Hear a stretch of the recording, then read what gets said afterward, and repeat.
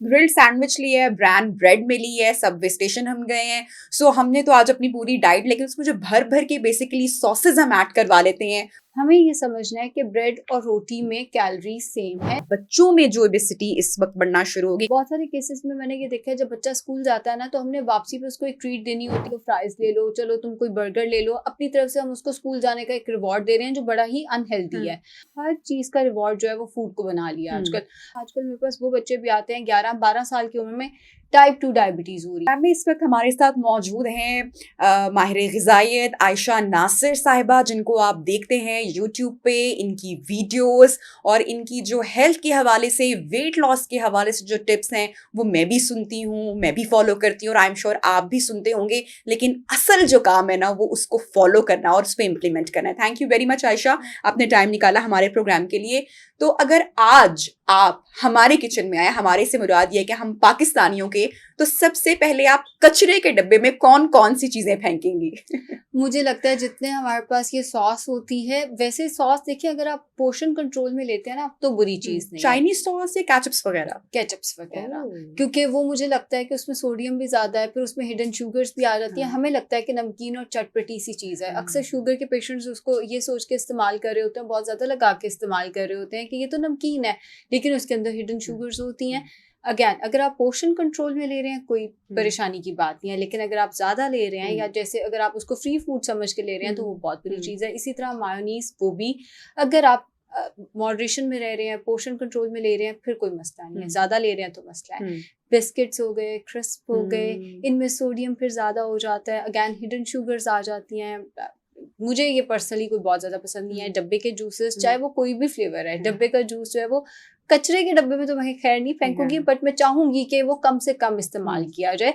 तो जितने ये खोखली कैलोरीज है ना, ये जो जिन्हें हम कह सकते हैं ऐसी कैलोरीज जो आपको कोई ग़िज़ाइयत नहीं दे रही, लेकिन आपको बहुत ज्यादा मोटापे की तरफ लेकर जा रही हैं, या जिसमें सोडियम और शुगर ज्यादा है। और सबसे मजे की बात, दिलचस्प बात इसमें यह है कि हम उस ग्रिल्ड सैंडविच के नाम पे ये सॉसेस डाल के, और हमें ये लग रहा होता है कि आज तो मैंने ग्रिल्ड सैंडविच लिया है, ब्रांड ब्रेड में ली है, सबवे स्टेशन हम गए हैं। सो हमने तो आज अपनी पूरी डाइट, लेकिन उसमें जो भर भर के बेसिकली सॉसेज हम ऐड करवा लेते हैं, वो उस ग्रिल्ड सैंडविच से जो हम फायदा लेना चाह रहे होते हैं उसको खत्म कर देते हैं। देखिए, ग्रिल्ड सैंडविच, अगर लफ्ज ग्रिल्ड आ गया ना, तो हम ये भूल जाते हैं उसमें ब्रेड लगी हुई है।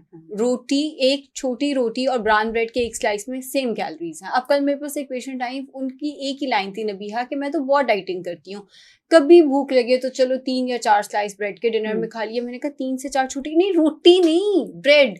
मैं कहा 3 से 4 स्लाइस का मतलब है आप 3 से 4 छोटी रोटी खा रहे हो डिनर के अंदर। हमें लगता है कि ब्रेड वर्ड का मतलब है हमने रोटी छोड़ दी, और रोटी छोड़ दी तो हमने बड़ा अच्छा काम कर लिया, अब तो वेट लॉस हो जाना चाहिए, हेल्थ बहुत अच्छी हो जानी चाहिए।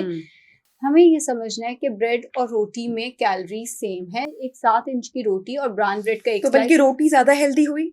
रोटी चूंकि नेचुरल है तो वो जरा बेहतर चीज है। ब्रेड कुछ लोगों के लिए बहुत अच्छी चीज है, जो लोग ज्यादा, जिनके मैदे के मसले हैं, या जो लोग बहुत ज्यादा च्यूइंग पसंद नहीं करते, या बच्चे हो गए जो बहुत ज्यादा रोटी से भागते हैं, उन लोगों के लिए ब्रेड बेहतर ऑप्शन है। दोनों में अगर मैं कंपेयर करूँ, रोटी जरा ज्यादा नेचुरल है। ठीक है, बाकी ब्रेड के भी कोई मसले मसाइल नहीं है, अगर आप उसको समझ लें कि ये ब्रेड है। ग्रिल्ड सैंडविच का मतलब ये नहीं है कि उसमें ब्रेड नहीं लगी हुई, ग्रिल्ड सैंडविच का मतलब ये नहीं है उसमें सॉस नहीं लगी हुई, ग्रिल्ड सैंडविच या ग्रिल्ड बर्गर का मतलब ये नहीं है कि इसके अंदर कैलोरीज नहीं है। हम जहाँ लफ्ज ग्रिल्ड पढ़ते हैं बड़े खुश हो जाते हैं कि ये तो बड़ी अच्छी चीज है, यही हमने खानी है, लेकिन बाकी चीजों को हम समझ नहीं पाते। आयशा, अक्सर लोग हमसे भी पूछते हैं, क्योंकि मीडिया में आते हैं, कहीं ना कहीं फिटनेस का ख्याल कर रहे होते हैं, आपसे भी जो आपके क्लाइंट्स आते होंगे पूछते होंगे। तो मैं ये चाह रही थी कि आज हम एक ऐसा पॉडकास्ट करें जो सारे जो पॉइंट ऑफ व्यूज हैं और जो हेल्थ के हवाले से जो इंपॉर्टेंट चीज़ें जो कि अवेयर करती हैं, और स्पेशली मैं ये मदर्स को डेडिकेट करना चाहती हूँ शो।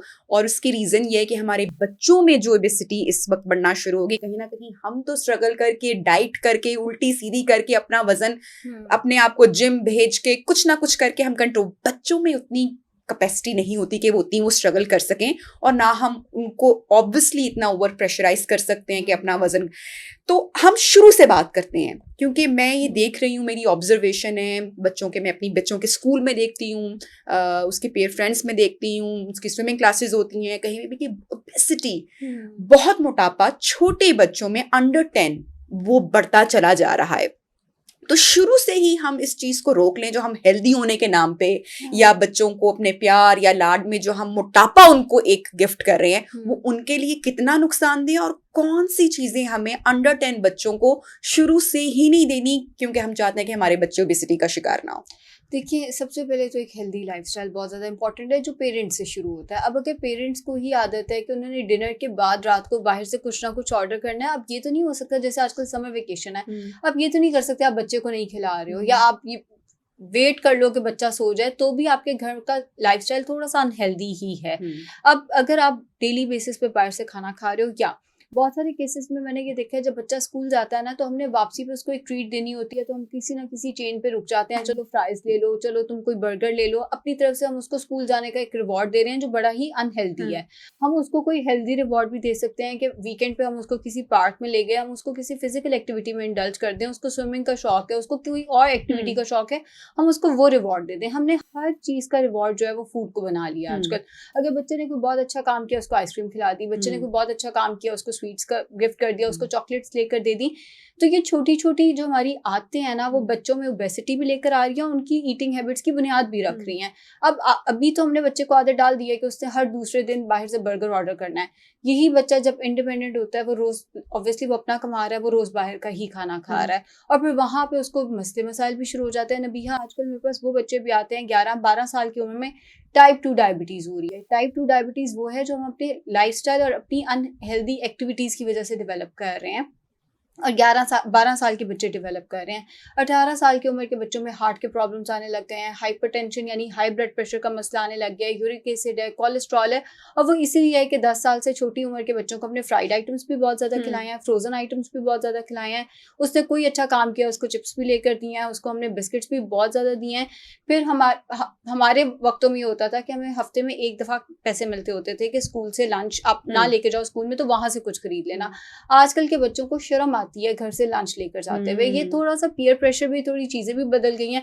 मेरे पास जितने बच्चे आते हैं उनका एक ही बात होती है कि हमने सिर्फ डाइट प्लान इसलिए फॉलो नहीं करना कि लंच घर से नहीं लेके जा सकते हम, उसमें हमें शर्म आती है, वो हिचकिचाते हैं। मुझे अब तो वो लगता है कि हमारे बचपन में वो जो एक अंडा पराठा की वो ही बच्चों के लिए, और मैं अपने बच्चों को कन्विंस कर रही होती हूँ और वो शुक्र है लगा कि वो खिला भी मैं उनको देती हूँ, लेकिन वो जो अंडा पराठा लंच बॉक्स में दिया जाता था that was the best option.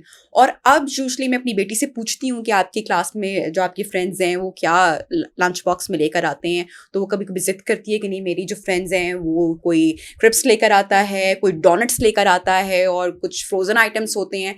So you know बच्चों के अंदर वो ही डेली प्रोसेस्ड फूड हम अपने बच्चों को खिला रहे हैं। आयशा, हमारे बचपन में इतना प्रोसेस्ड फूड ये नहीं होता था। वो खुला बर्गर तब मिला करता था, अंडे वाला अंडा शामी बर्गर, वो ही कॉलेजेस वगैरह में। और उसके बाद ये मैकडॉनल्ड्स वगैरह हम जब बड़े हुए थे तब ये चेंज आई। और फिर अब आप देखें कि जो डिफरेंट ब्रांड्स हैं और डेली बच्चे वही चीजें लेकर जा रहे हैं एवरी डे।